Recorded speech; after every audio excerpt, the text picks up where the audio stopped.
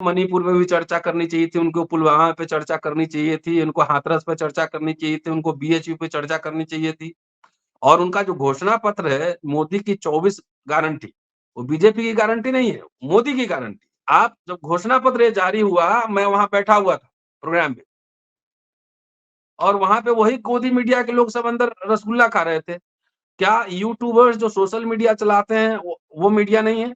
तो कांग्रेस के अंदर भी जो है ना, उनको युद्ध करना पड़ेगा क्योंकि उसके अंदर भी पूंजीपतियों के पेरोल पे हैं, उनके अंदर भी आरएसएस के लोग हैं। तो देश का पैसा लूट रहे हैं ये, लुटवा रहे हैं ये और हारने का डर है इसकी वजह से आपका जो है मंगलसूत्र ले लेगा।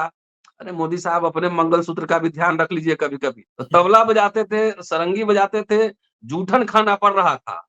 इसलिए मुसलमानों से इनको चिढ़ है, यहाँ के एससी, एसटी, ओबीसी को चिढ़ नहीं। तो ये जो सोना महँगा किए हैं, उससे कितने आदिवासी गरीब महिलाएँ जो है मंगलसूत्र बनवाएँगी। ऑलरेडी मंगलसूत्र तो ये छीन चुके हैं। निवाला थाली में से जो है ना, रोटी छीन चुके हैं। जितने सरकारी कंपनी को बेचा गया है और जितने मुनाफा दिया गया है, लोन माफ किया गया है, राइट ऑफ किया गया है, बट्टे खाता में डाला गया है, वो सारे कंपनी अडानी सहित उनके जितने मित्र हैं, उसको नेशनलाइज़ करेंगे। ये आरएसएस, बीजेपी या मोदी साहब के लिए मुसलमान, वामपंथ पाचक है, जब तक खाएँगे नहीं, हजम नहीं होता है।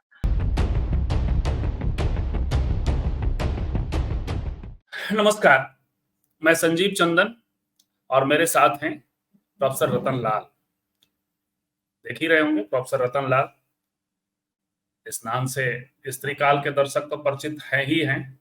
इसके अलावा एक्टिविज्म की दुनिया में, एकेडमिया की दुनिया में भी इस नाम से लोग परिचित हैं।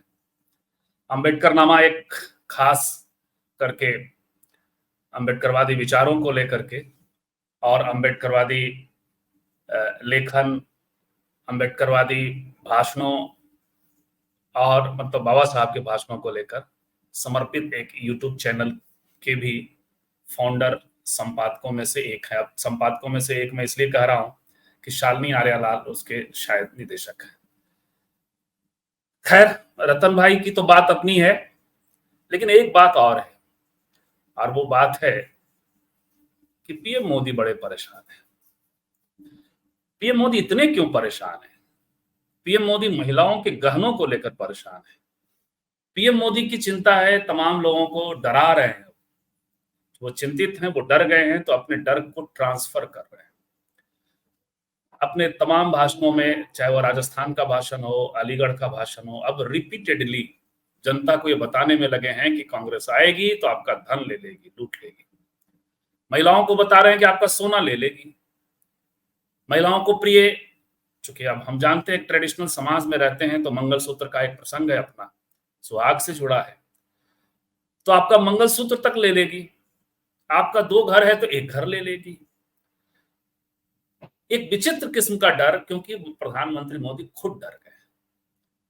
2 बातों से डर गए। एक तो कांग्रेस के मैनिफेस्टो से डरे हुए थे, और बहुत सी ऐसी बातें जो कांग्रेस के मैनिफेस्टो में नहीं है वह भी कहते हुए कांग्रेस के मैनिफेस्टो को लोकप्रिय बनाने में भी भूमिका निभा रहे हैं। जब उन्होंने ये कह दिया कि वहां मुस्लिम लीग की बात, लगातार कांग्रेस के मैनिफेस्टो को लोगों ने डाउनलोड करना शुरू कर दिया। अब इन दिनों वो ये कह रहे हैं कि कांग्रेस आपका धन ले लेगी। ये बात तो है, किसका धन लेगी मैं आगे बात करूंगा, लेकिन ये बात है कांग्रेस के मैनिफेस्टो में कि कास्ट सेंसस के बाद, जाति गणना के बाद आर्थिक सर्वे करेगी। जाति गणना अपने आप में सामाजिक न्याय के लिए पर्याप्त नहीं है जब तक कि आर्थिक सर्वे नहीं। और जब आर्थिक सर्वे होगा तो पता चलेगा कि अडानी के पास कितना धन है, अंबानी के पास कितना धन है, सिंधिया महाराज के पास कितना धन है, हमारे आपके गांव के जमींदारों के पास कितना धन है, और हमारे आपके पास कितना धन है, मुसर जाति के पास कितना धन है, दलितों के पास कितना धन है, अति पिछड़ों के पास कितना धन है। जाहिर है कि जो समाज 80% गरीब है वो लाभान्वित होगा यदि अंबानी अडानी के धन की स्क्रूटनी हुई, जमीनों की स्क्रूटनी हुई। अभी सबसे ज्यादा आज भी भारत में बड़ी संख्या में लोग लैंडलेस है। अब खुद भारत सरकार सबसे बड़ी जमींदार है, उसकी भी स्क्रूटनी हो जाएगी। भारत सरकार के पास 15,531 स्क्वायर किलोमीटर जमीन है। जिसमें उसके 51 मंत्रालयों, रेलवे मंत्रालय सबसे बड़ा, और 116 पब्लिक सेक्टर कंपनियों के पास जमीनें हैं। भारत सरकार के बाद कैथोलिक चर्च के पास पैसा है, जमीन है। उसके बाद वक्फ बोर्ड के पास है, मंदिरों के पास है, मंदिरों में खूब सोना है। उस सोने का इस्तेमाल कौन कर रहा है? सवाल यह है, यदि स्क्रूटनी होती है, यदि आर्थिक सर्वे होता है, तो ये तमाम जो धन है, जगह जगह कहीं छिपे हुए, कहीं ज्ञात, कहीं अज्ञात, वो सामने आते हैं, तो उसके बंटवारे का प्रसंग तो आएगा। और यदि आएगा तो आपका मंगलसूत्र छिनेगा कि डबल हो जाएगा? आप मंगलसूत्र के अलावा हार भी पहन लेंगे। तो क्यों डरे हुए हैं प्रधानमंत्री की दलित, बहुजन, आदिवासी, महिलाएं, जिनके पास एकदम धन नहीं है, जो सबसे ज्यादा श्रम करने वाले लोग हैं और सबसे कम धन वाले लोग हैं, उनके पास पैसे आ जाएंगे? इससे क्यों डरे हुए? ये सवाल है। इस पर अभी हम लोग बातचीत करने जा रहे हैं। हमारे साथ प्रोफेसर रतन लाल है। मैंने जैसा कि परिचय दिया, वो बार बार प्रधानमंत्री डरा रहे हैं, डरिए मत। मूलतः क्या होने वाला है हम इसे समझेंगे, प्रधानमंत्री के डर को समझेंगे, क्योंकि चुनाव के पहले फेज में जिस तरह का की आबो हवा का उन्हें पता चला है, उसके बाद से ही वो अपने डर को आप सब में ट्रांसफर करने की कोशिश कर रहे हैं। रतन जी, क्यों डर गए हैं प्रधानमंत्री और क्यों डरा रहे हैं वो? और ये जो डरा रहे हैं उस पर आपकी टिप्पणी क्या है, जिस मुद्दे पे डरा रहे हैं रतन भाई? जी, शुक्रिया संजीव जी। 10 साल के शासनकाल में जो बीजेपी की एक लीला थी, गोल-मोल बात कहना, लच्छेदार हिंदी बोलना, है ना? हिंदू, हिंदी, हिंदुस्तान, देशी, विदेशी सामान का बहिष्कार, ये पूंजीपति के खिलाफ भी भाषण, गांधीयन आदर्शवाद। जब बीजेपी बनी थी, तो गांधीयन आदर्शवाद पर बनी थी। वो 10 साल में इनकी लीला का पर्दाफाश सिर्फ इनके विरोधियों या जो इनसे सहमत नहीं, उनके बीच नहीं हुआ। ये पर्दाफाश जो है, जो बीजेपी के कार्यकर्ता हैं, जो आरएसएस के जो जो ग्राउंड रियलिटी ग्राउंड पे काम करने वाले लोग हैं, उनके बीच भी इस लीला का पर्दाफाश हो गया है कि अब जो लोग एकदम उच्च विचार, सादा जीवन, एकदम मुचड़े हुए जो कुर्ता पहने घूमते थे कि हिंद हिंद राष्ट्र बनाना है, राष्ट्र सेवक है, निस्वार्थ कर रहे हैं, आजकल सब एंडेवर और ऑडी में चल रहे हैं। तो ये लीला का पर्दाफाश हो गया है। तो इसलिए जो बीजेपी के जो समर्थक कोर वोटर थे, आपके जिला से ही कल मैं संजीव पांडे साहब से बात कर रहा था। तो आपके गृह जिला से ही खबर आ रही थी कि बहुत सारे बीजेपी के कार्यकर्ता डिमोरलाइज्ड हैं, उन्होंने मोबाइल बंद कर लिया, घर में बैठ गए, निकले नहीं।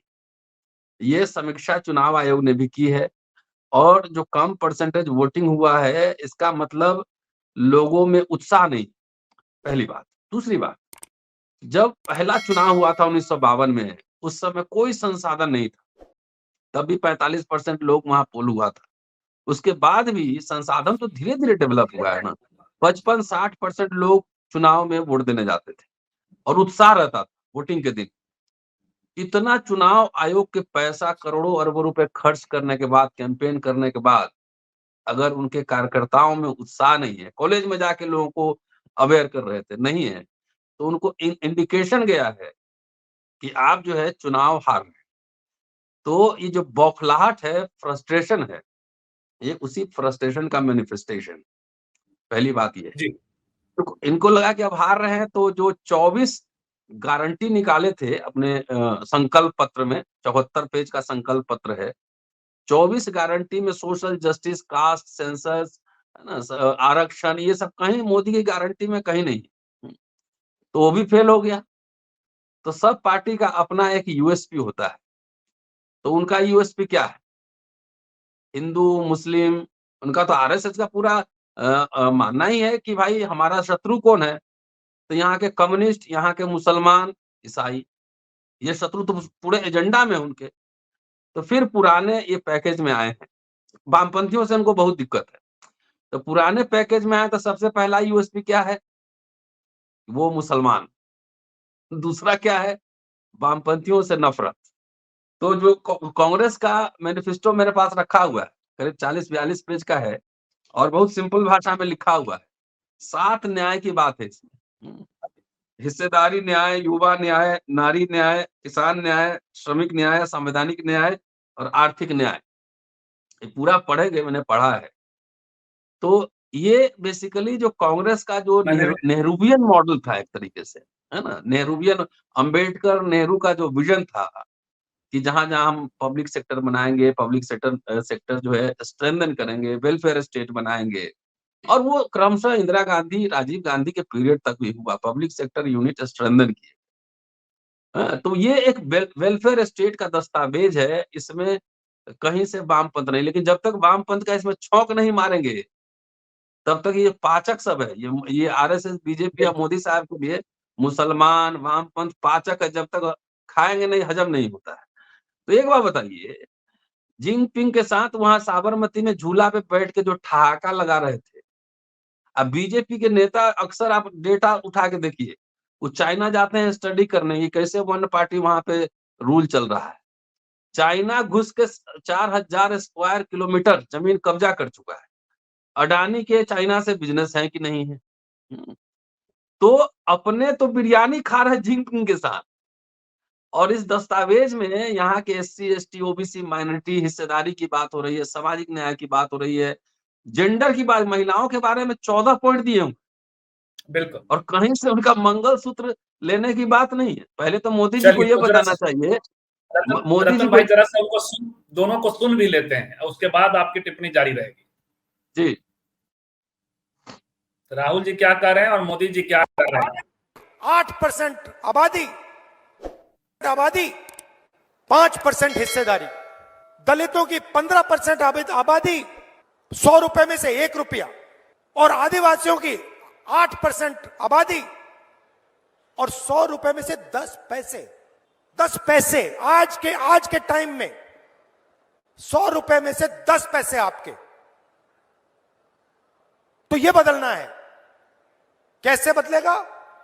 जाति जनगणना, दूध का दूध, पानी का पानी, उसके बाद इकोनॉमिक सर्वे, धन का सर्वे, हिंदुस्तान में कितना धन है, किसके पास है, किसके हाथों में है, आदिवासियों के हाथों में कितना, दलितों के हाथों में कितना, पिछड़ों के हाथों में कितना, गरीब जनरल कास्ट के हाथों में कितना देंगे। और पहले जब उनकी सरकार थी उन्होंने कहा था कि देश की संपत्ति पर पहला अधिकार मुसलमानों का है। इसका मतलब ये संपत्ति इकट्ठी करके किसको बांटेंगे? जिनके ज्यादा बच्चे हैं उनको बांटेंगे। घुसपैठियों को बांटेंगे। क्या आपकी मेहनत की कमाई का पैसा घुसपैठियों को दिया जाएगा?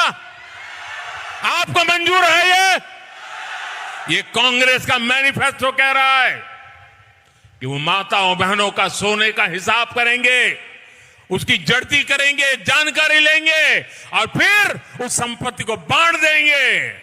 और उनको बांटेंगे जिनको मनमोहन सिंह जी की सरकार ने कहा था कि संपत्ति पर पहला अधिकार मुसलमानों का है।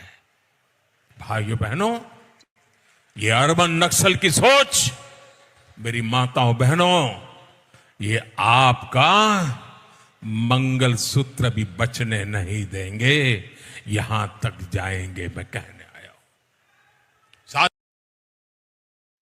ये देखिए धीरू भाई अंबानी, ये इतने डॉलर के, ये सब सर्वे में आ जाएगा भाई साहब।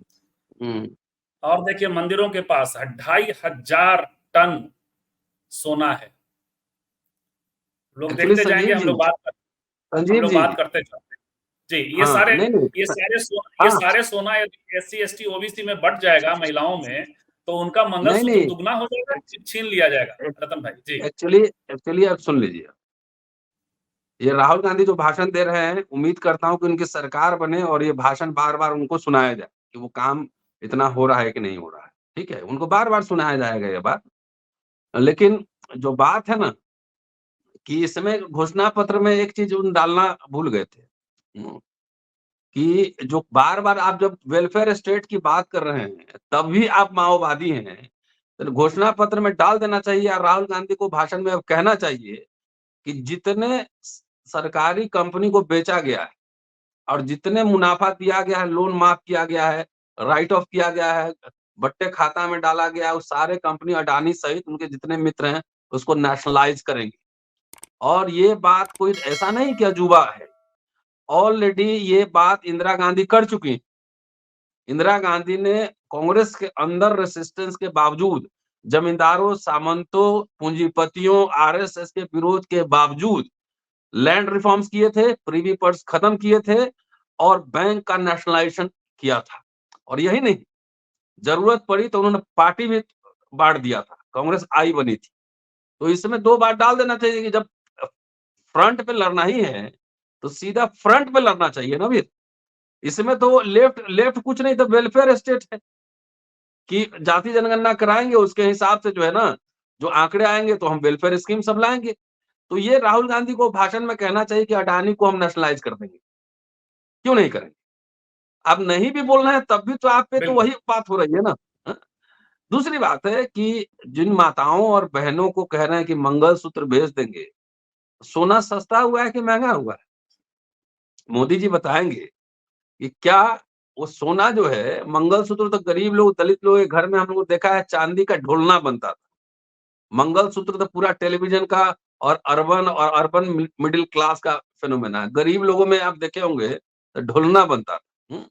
तो ये जो सोना महंगा किए हैं, उससे कितने आदिवासी गरीब महिलाएं जो है मंगलसूत्र बनवाएंगी। ऑलरेडी मंगलसूत्र तो ये छीन चुके हैं, निवाला थाली में से जो है ना रोटी छीन चुके हैं। 80 करोड़ लोगों को कह रहे हैं कि 5 किलो अनाज दे रहे हैं, तो ये समृद्धि का सूचक है कि गरीबी का सूचक? ये सवाल है ना। राहुल गांधी कोई भी कहना चाहिए कि जो ये मंदिर दिख रहा है ना, इसको भी नेशनलाइज करेंगे। किस बात का डर? ये पहले हो चुका है ना। जब देशी राज्यों को मिलाया गया था, रियासतों को मिलाया गया था, तो बाय फोर्स मिलाया गया था ना, प्यार से थोड़ी सबको मिलाया गया। बिल्कुल। नेशनलाइजेशन किया गया था, तो सुप्रीम कोर्ट की इच्छा के बावजूद इंदिरा गांधी ने कर दिया। इसके लिए पॉलिटिकल विल पावर चाहिए। और मोदी साहब जैसे कह रहे हैं, करारा जवाब। पता नहीं अब कांग्रेस में कितने आइडियोलॉग हैं कि उसी तरीके से उनको जो है खाली राहुल गांधी के भाषण देने से नहीं होगा ना। दर्जनों खाली प्रियंका जी के भाषण देने से नहीं होगा ना, राहुल जी के भाषण दें। हजारों की संख्या में ऐसे लोग आए जो उनको करारा जवाब दें, मैं आंकड़ों उस के पर साथ। जैसे आप आंकड़ा हैं?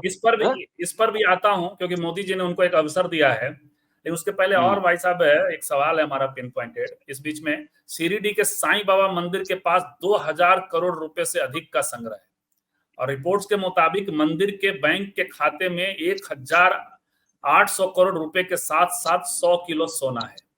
अब बताइए कि सोना और ये जो है, यदि आर्थिक सर्वे होगा तो ये सब जमीनें, ये सब सोना जहां पड़ा हुआ है वहां से निकलेगा और उन्हीं महिलाओं को पहुंचा दिया जाएगा, उन्हीं लोगों को पहुंचाया जाएगा। यदि पहुंचाने की काबिल पावर होगा नहीं, तो वो एक वो बात मोदी जो जी कह को है। रहे हैं, जो शुरुआत में हाँ, मैंने कहा कि मुस्लिम इनका पहला यूएसपी है। और हाँ, मुस्लिम से चिढ़ क्यों है, पहले सोचिए आप। अगर मोहम्मद बिन कासिम का पूरा वहां से अगर ले ले और अंग्रेजों के आगमन तक, तो तकरीबन 1000 साल जो है ना शासनकाल है मुस्लिमों का। तो ये मुस्लिम से चिढ़ इसलिए है कि यहाँ के जो सामंती लोग थे, बड़े बड़े लोग थे, उनके दरबार में तबला बजाते थे। समझ रहे हैं मेरी बात?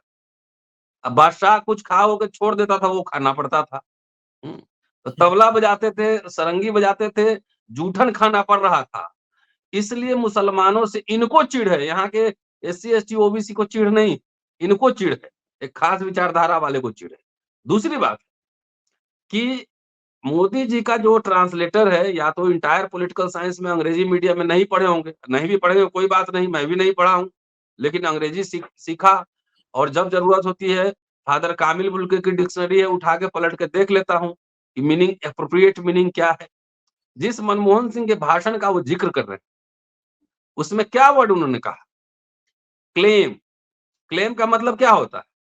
दावा, अधिकार नहीं होता है। प्रधानमंत्री जी कह रहे हैं कि पहला अधिकार उनका है, उसमें मुसलमानों से पहले एससी एसटी, महिलाएं, माइनॉरिटीज, पर्टिकुलरली मुस्लिम्स कह रहे हैं। तो क्लेम करने में, अधिकार का दावा करने में फर्क नहीं। तो ये पूरी फ्रस्ट्रेशन का मैनिफेस्टेशन है, ये बौखला गए। कि इनको सारे मीडिया कैप्चर करने के बावजूद, इलेक्शन कमीशन कैप्चर करने के बावजूद, ED, income tax, CBI capture करने के बावजूद इनको अब कांग्रेस पार्टी कितना लड़ रही है, नहीं लड़ रही है, हम नहीं जानते, लेकिन लोग लड़ रहे हैं election. It is a people's election. लोग लड़ रहे हैं, इनका मुखालफत सोशल मीडिया पर हो रहा है कि कितना गपौड़ी मार रहे हैं और कितना सच मान रहे हैं। ये भी तो कह देना कि देश के संसाधन पर पहला क्लेम किसका है? अडानी का है। ये भी तो कहना पड़ेगा ना कि कितना लाखों लाख करोड़ रुपए, आंकड़ा आप दिखाएंगे ही, वो राइट ऑफ हो गया, और किसका पैसा? और जो बैंक में से पैसा गया, वो बैंक में किसका पैसा था? इस देश के मुसलमान का सिर्फ पैसा था कि बहुसंख्यक अगर हिंदू हैं तो हिंदू का ही पैसा बैंक में था, जिसको लूट के पूंजीपतियों को दिया गया। हिंदू का ही पैसा था बैंक। देश के संसाधन पे ज्यादातर हिंदू के पास है, उसी का पैसा लूट के अडानी और अंबानी और तमाम ऐसे भगोड़े जो है उनको। दूसरा, ये मोदी को ये बताना चाहिए कि देश के जितने भगोड़े हैं और इलेक्ट्रोल बॉन्ड में जितने पैसे आए फर्जी वाले, फ्रॉड सब, उसमें कितने मुसलमान हैं, कितने ईसाई जिसको भगाए हैं। मेहुल चोस्की और क्या विजय माल्या, उसमें कौन कौन मुसलमान है उसमें? तो देश का पैसा लूट रहे हैं ये, लुटवा रहे हैं ये, और हारने का डर है, इसकी वजह से आपका जो है मंगलसूत्र ले लेगा। अरे मोदी साहब, अपने मंगलसूत्र का भी ध्यान रख लीजिए, कभी कभी नजर उधर डाल लीजिए। बिल्कुल जी। लेकिन ये चाय बेचने वाले परिवार से आते हैं, कहते हैं कि पिताजी चाय बेचते थे, हम भी बेचते थे, अति पिछड़ा भी क्लेम करते हैं। तो ये पैसे यदि आर्थिक सर्वे तो SC ST OBC और माइनॉरिटी के हक में है, महिलाओं के हक में है, फिर क्यों इनको बेचैनी होती है? आखिर क्या ये अडानी अंबानी? आप जो है ना संजीव जी, आप एकदम अबोध बालक की तरह बात कर रहे हैं। बिल्ली को बोलिए कि दही की रखवाली करो, तो ये संभव है? मोदी जी RSS के स्कूल में के ट्रेंड हैं, सिपाही RSS के स्कूल में ट्रेंड। पूरा RSS और हिंदू महासभा कहती थी ना, एकदम देसी होना चाहिए, स्वदेशी होना चाहिए। तो अभी आवाज क्यों नहीं निकल रही कि जो पब्लिक सेक्टर यूनिट जो 70 साल में बने थे उसको बेच रहे हैं किस्तों में? RSS का पॉलिटिकल फिलॉसफी अगर नहीं जानना है जो आदमी, उसको पढ़ना चाहिए। बिल्कुल। उनके उनके पूरे दर्शन में अछूतों के पास कोई संपत्ति नहीं होनी चाहिए, टूटे फूटे कपड़े होने, बर्तन होने चाहिए, फटे कपड़े होने चाहिए, डेड बॉडी के जो कपड़े हैं वो होने चाहिए। जो शूद्र है उसको खेत में काम करना चाहिए। महिलाओं के बारे में मनुस्मृति में क्या लिखा हुआ है वो देख लीजिए। तो उनसे आप जो है अगर खाल ये ओढ़ के ये बात कह रहे हैं, तो इसको समझिए कि मामला कहीं गड़बड़ है। बिल्कुल। तो इनसे तो हम लोग देखिए, आज रतन भाई तो मुझे अबोध कर रहे हैं। दरअसल ये मुझे नहीं, हम सब जो हम जैसे जनता है उनको अबोध कहते हुए, तो आप खुद को भी इससे संबोधित समझें जिसकी बात ये कर रहे हैं। लेकिन एक चीज और एक थ्योरी ये भी है भाई साहब कि यदि ये चले आते हैं मोदी जी फिर से, खुदा न खास्ता, तो ये जो महिलाओं को डरा रहे हैं, दरअसल ये काम कांग्रेस जो करने की बात कर रही है, उनको और देने की बात कर रही है। ये क्या करेंगे कि उनके पास जो धन है उसको बीमा में ले जाएंगे, और वो उनके पास मंगलसूत्र उत्र जो थोड़ा ये करने जा रहे हैं, जो ये नोटबंदी के दौरान करा ले गए थे। लेकिन मेरा एक सवाल है आपसे, एकदम बताइएगा, वो जो पहले मैंने रोका था आपको, कि आपको ये इतनी बड़ी बात थी जो अब हर जगह कह रहे हैं मोदी जी, अलीगढ़ में भी दोहराया उन्होंने, आगे भी कहेंगे, तो कांग्रेस में ये तैयारी आपको दिख रही है कि अपनी ये बात पहुंचा दे कि अंबानी, अडानी, जमींदारों, इन सब से लेके हम आप तक देने जा रहे हैं, मोदी जी के पेट में दर्द हो रहा है, ये बात पहुंचाना। क्योंकि इंदिरा गांधी ने कभी पहुंचाया था, जिस इंदिरा गांधी की आप बात कर रही हैं रतन भाई, इंदिरा गांधी को दलित अम्मा कहते थे, इंदिरा अम्मा। उस समय दलित लोग सरकारी दामाद बन गए थे, उनको सरकारी दामाद कहा जाता था। तो ये बड़ी अफसोस के साथ कहना पड़ रहा है कि जितने मैनिफेस्टो इंडिया अलायंस के बने हैं, पर्टिकुलरली कांग्रेस के, इंडिया अलायंस में कह रहा हूँ कि जिसमें RJD भी है, समाजवादी पार्टी भी है, कांग्रेस भी है, वो जनता तक इसको चौक चौराहा का जो है ना मसला नहीं बना पा रहे हैं। जैसे जब पट्टे मिले थे, जब दलितों को पट्टे मिले थे, तो चौक चौक पे चर्चा होती थी ना कि सरकारी दामाद है, दलितों को कहा जाता था ना। जब इंदिरा गांधी की हत्या हुई, मुझे याद है मेरे गांव में मुखिया जी के यहाँ एक ब्लैक एंड व्हाइट टेलीविजन था, ठीक है? और जब तक अंतिम संस्कार नहीं हुआ, पूरा टेलीविजन चलता रहा, गांव के लोग दिन रात बैठ के वहां अगरबत्ती टेलीविजन पे जलाते रहे। जी, मैं था उस समय 12 साल का। जलाते रहे और सब जितनी महिलाएं बैठी हुई थी उसके आंख से आंसू गिर रहे थे। तो कुछ किया होगा तब ना। वो डिस्कोर्स बिल्कुल जमीन पर वो जाके अगर बेलछी में वो हाथी पे चढ़ के पहुंची, उस समय तो सोशल मीडिया नहीं था, इतना टेलीविजन नहीं था, फिर भी मासे से जो कनेक्ट कर पाए, चाहे गांधी के समय, अम्बेडकर के समय, जवाहरलाल नेहरू के समय, तो सोशल मीडिया नहीं था, तो मासे से कनेक्ट करते थे ना। एक नमक उठाया, डॉक्टर अम्बेडकर ने एक पानी उठाया महान, और उसी को इंटरनेशनल इशू बना दिया। कि इसलिए जितना देखिए, राहुल गांधी जो बात कह रहे हैं ना, बेसिकली उनके पार्टी के अंदर ही लोग नहीं मानते हैं। उनका जो रैंक एंड फाइल है ना, सब जिला अध्यक्ष, सब ऑफिस बेरर, सब लोग जो है बना दीजिएगा आप सवर्ण, उनसे सोचिए कि वो गांव-गांव में जाके caste census, social justice, gender equality की बात पहुंचाए। उस समय तो मान लीजिए कि दलितों के लिए जगजीवन बाबू थे। नॉर्थ पट्टी में कोई ऐसा मास लीडर नहीं है कि जो बोले तो 5 लाख लोग इकट्ठा हो जाए। हाँ? तो ये सब विफलता मैं कह रहा हूँ, इतना बढ़िया दस्तावेज है। इसको कांग्रेस के कार्यकर्ताओं को, चाहे इंडिया के कार्यकर्ताओं को चाय के दुकान पे चाय पे चर्चा करनी चाहिए थी, असली वाली। बिल्कुल। लेकिन वो फिल्टर नीचे नहीं जा रहा है ना। वो हम लोग कुछ-कुछ पढ़ के इसमें से बोल रहे हैं तो 2000-5000 लोग जो सुन रहे हैं। या हम जैसे लोग जैसे आज बैठकर बात कर रहे हैं कि ये धन जाने वाला है जहां, उसको ही डराया जा रहा है। तो ये बात तो पहुंचाने चाहिए। कुछ कमेंट्स ले लेते हैं भाई साहब, चूंकि बहुत ये शॉर्ट टर्म की बातचीत होती है। जो हम लोगों की बातचीत को एड ऑन करने वाला होगा वही कमेंट लेंगे। एक कह रहे हैं कि बीजेपी ने 205 लाख करोड़ का कर्जा दिया है आने वाले नए सरकार को, कर्जा भरते भरते। और सबसे बड़ी बात है कि जमीनें इतनी हैं, वो सब जमीनें यदि लैंडलेस लोगों के बीच बांट दिया जाए, जिसकी आर्थिक सर्वे की बात हो रही है।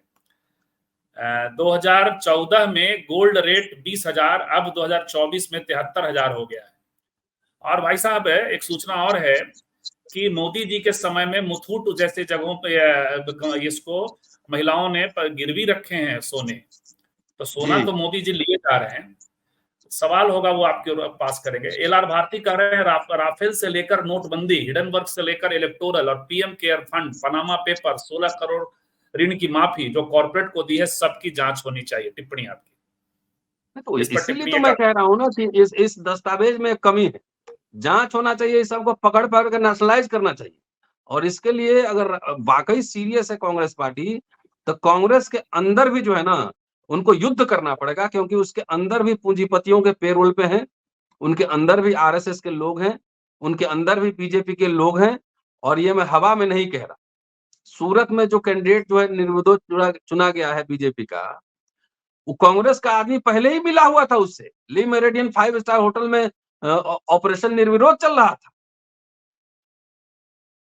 भाई गांधी या अंबेडकर या जवाहरलाल नेहरू, इवन अडवाणी, नफरत की यात्रा भी थी। यात्रा से तो उन लोगों ने लीडरशिप बनाया ना, देश भर में एक प्रेजेंस कराया, लीडरशिप बनाया।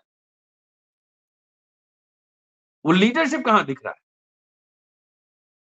जैसे गुजरात में भाग गया, क्या गारंटी है कि जितने आप चुनाव में सीरियस हैं कि नहीं है, सब दूसरे पार्टी से इंपोर्ट कर रहे हैं। कल हो के अगर वो बीजेपी में था, पार्लियामेंट में जब राहुल गांधी को गाली पड़ रही थी, तो ये लोग वहां पे तबला बजा रहे थे कि राहुल गांधी पक्ष में एक लाइन बोल रहे थे कि नहीं, मर्यादा के खिलाफ है। जब दानिश अली को अपशब्द कहे जा रहे थे, तो ये बीजेपी से टिकटार्थी जो कांग्रेस में आ रहे हैं, क्या उस समय जो है वो तबला बजा रहे थे कि आपत्ति दर्ज कर रहे थे? तो आपके पास आपने पॉलिटिकल स्कूल, जैसे पहले होता था क्या, पहले आंदोलन होते थे यूनिवर्सिटी से, एक्टिविस्ट, थ्योरेटिशियन, थिंक टैंक होता था, लीडर्स डेवलप किए जाते थे। अब तो देखिए इधर से उधर इंपोर्ट एक्सपोर्ट हो रहा है। वैचारिकी कहाँ है? इस दस्तावेज को जन जन तक पहुंचाने की जिम्मेदारी किसकी? हमारी आपकी है कि पॉलिटिकल रैंक एंड फाइल है उसकी है? आप कह रहे हैं कि गोदी मीडिया मीडिया पे आप अल्लाह बोल रहे हैं, जब सरकार बनेगी तो वहां देखते हैं ऐड किसको दे रहे हैं, पहला पन्ना ऐड किसको दे रहे हैं। आप जब घोषणा पत्र ये जारी हुआ, मैं वहां बैठा हुआ था प्रोग्राम में, और वहां पे वही गोदी मीडिया के लोग सब अंदर रसगुल्ला खा रहे थे। क्या यूट्यूबर्स जो सोशल मीडिया चलाते हैं वो मीडिया नहीं है? उसको इनवाइट करना चाहिए कि नहीं करना चाहिए? यही यही लोग बात पहुंचा रहे हैं ना अल्टीमेटली। कौन पहुंचा रहा है? तो देखिए, politics is a very serious business. It is not the question of ticket and electoral kind of thing. इसको आइडियोलॉजिकल वॉरफेयर है, ये धर्म युद्ध है। जब आप कह रहे हैं मतलब कि संविधान और लोकशाही, जी ऐसा लग रहा है कि जनता लड़ रही है, लेकिन पार्टी के हाँ वही भीतर बात है। हाँ वही महिलाओं बात का भरोसा, महिलाओं का भरोसा मोदी के साथ। इस पर कोई टिप्पणी करना चाहेंगे? प्रशांत मिश्रा कह रहे हैं, और नहीं, उनका मूलतः उनकी कहना अपनी है। समझ। कौन सी महिला भी एक कैटेगरी थोड़ी है, महिला की बहुत सारी कैटेगरी है ना। हाँ, तो उसमें हो सकता है कुछ कैटेगरी का भरोसा जरूर हो, लेकिन सारे महिलाओं का भरोसा उन पे है, इस प्रसंग, वैसा मुझे नहीं लगता। हाँ। तो ये अंतिम टिप्पणी आपकी इस पूरे प्रकरण पे, कि जो प्रधानमंत्री कर रहे हैं, डरे हुए प्रधानमंत्री अपना डर ट्रांसफर कर रहे हैं, जबकि सच्चाई कुछ और है कांग्रेस के घोषणा पत्र में। तो लोगों को अंतिम टिप्पणी के तौर पे आप कुछ बताना चाहेंगे? अब ये तो स्पष्ट है कि कांग्रेस नहीं समझा नंबर पा रही है। आप किन अर्थ हाँ, कैसे समझेंगे, देखिए, कैसे उस जनता को समझना? बीजेपी का 74 पेज का दस्तावेज है, और ये दस्तावेज 44 पेज का, उसमें भी फोटोग्राफ्स बहुत है, आधा मिला जुला के ये 15 पेज का ये डॉक्यूमेंट होगा, अगर पूरे पेज पे लेंगे तो। मोदी साहब इतनी 10 साल की उपलब्धि है, तो उसमें मणिपुर में भी चर्चा करनी चाहिए थी, उनको पुलवामा पे चर्चा करनी चाहिए थी, उनको हाथरस पे चर्चा करनी चाहिए थी, उनको बीएचयू पे चर्चा करनी चाहिए थी। और उनका जो घोषणा पत्र है, मोदी की 24 गारंटी, वो बीजेपी की गारंटी नहीं है, मोदी की गारंटी। तो उनको जो है उस पे चर्चा करनी चाहिए थी। वो उस पे क्यों नहीं बोल रहे हैं? अच्छा, एक बात बताइए, एक मुसलमान का डर आप दिखा रहे हैं, तो मैंने पहले कहा ना कि पहले मुसलमान के दरबार में जो लोग तबला बजाते थे, नृत्य करते थे ना घुंघरू पहन के, उन्हीं लोगों को बड़ा चिढ़ है। अगर 1000 साल मुसलमानों का शासन काल रहा, तो जमींदार इसमें कितने बचे? मुसलमान गरीब क्यों रह गए? वो जमींदारी जो है ना, ऊंचे लोगों की क्यों रह गई बची हुई? सबसे ज्यादा जमीन उनके पास क्यों रहा? पॉपुलेशन मुसलमानों का घट क्यों गया? अगर कहते हैं औरंगजेब जनेऊ ही हर दिन इतना मन जनेऊ देखता था तब खाना खाता था, तो 73% हिंदू 19वीं शताब्दी में कैसे बचा हुआ था? जमींदारी यहाँ के बड़े लोगों के पास क्यों रह गई थी? होटल उनके क्यों है? और मुसलमान गरीब क्यों है? ये बात तो पॉलिटिकल पार्टीज को उठानी चाहिए थी ना। डरते किस बात का? कि आखिर जमींदारी 1000 साल के बाद भी जमींदारी पूरा जो है, जमीन सोना इसका वेल्थ यहाँ किस लोगों के पास रहा? और मुगल के वंशज अभी कलकत्ता में सुना है पेंशन पे रहते हैं, गरीब हैं। और जो जो दरबारी करते थे वहां पर, वो लोग के 5 स्टार होटल चल रहे हैं, बड़े बड़े रियल एस्टेट्स हैं। ये बता देना कि मोदी जी की भाई देश का के संसाधन में पहला क्लेम अडानी का होगा, उसके बाद बचे हुए जितने कॉर्पोरेट उसका होगा, ये कह दे खुल के, जो कि हो रहा है। जी शुक्रिया संजीव। बिल्कुल, बहुत बहुत धन्यवाद रतन भाई। और साथियों, आपको छोड़ जाते हैं। मुकेश धीरू भाई अंबानी को देखिए, दर्शन करिए, गौतम शांतिलाल अडानी का दर्शन करिए। इनके पास बहुत पैसे हैं। यदि कांग्रेस आर्थिक सर्वे करती है तो ये सब पैसे आगे और भी पैसे दिखेंगे। सोना देखिए, पद्मनाभ मंदिर में केरल में कितने कीमत के सोना और ये है। तो ये जो सर्वे होता है, तो जहां पहुंचना है वर्चस्वशालियों, ब्राह्मणवादियों, सरकार के पास कितनी जमीनें हैं, वो सब यदि वितरित होता है, लोगों तक जाने की स्थिति बनती है, कांग्रेस ऐसा कर पाती है, तो लोकतंत्र में बेहतर होगा। SC ST OBC माइनॉरिटी और महिलाओं के लिए बेहतर होगा। आप सब जो हमसे जुड़े रहे, आप सबको भी बहुत बहुत धन्यवाद। रतन भाई, आप भी समय निकालते रहे हमारे लिए, जुड़े, आपका बहुत बहुत धन्यवाद। कल फिर मिलते हैं 11:30 बजे किसी और विषय के साथ। तब तक के लिए नमस्कार। आज तो जय भीम भी बनता है। जय भीम। जय भीम।